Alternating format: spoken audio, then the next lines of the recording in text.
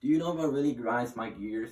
When people celebrate a Mexican holiday and often confuse it as Mexico's independence as they celebrate it?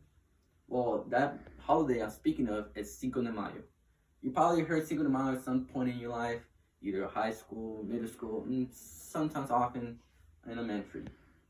Well, being Mexican, I know the significance of Cinco de Mayo, but people often don't know the significance of it and oftentimes confuse it as Mexico independence.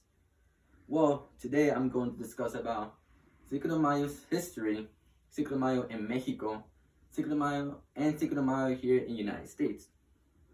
The history of Cinco de Mayo all started in May 5th when France invaded Mexico for a territorial gain after Spain and Britain negotiated with Mexico and withdraw from the land.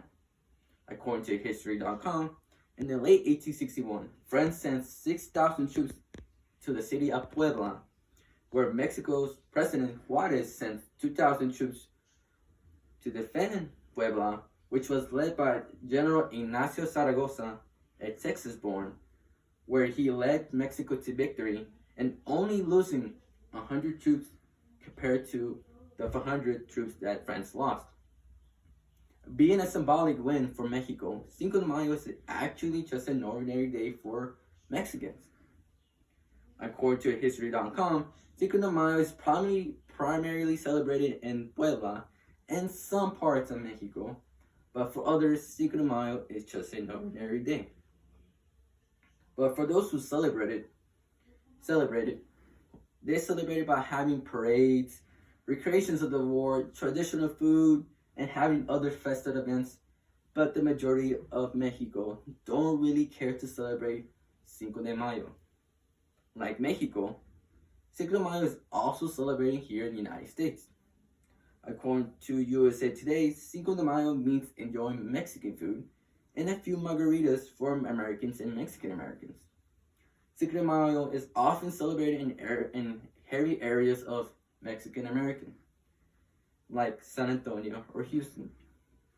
Often celebrating here, many people tend to confuse Cinco de Mayo as Mexico independence, which is not actually. The actual day for Mexico's independence is September 16th. Now that I gave you information about Cinco de Mayo, let's recap what we discussed during this speech. We discussed the history of Cinco de Mayo in Mexico, and Cinco de Mayo in the United States.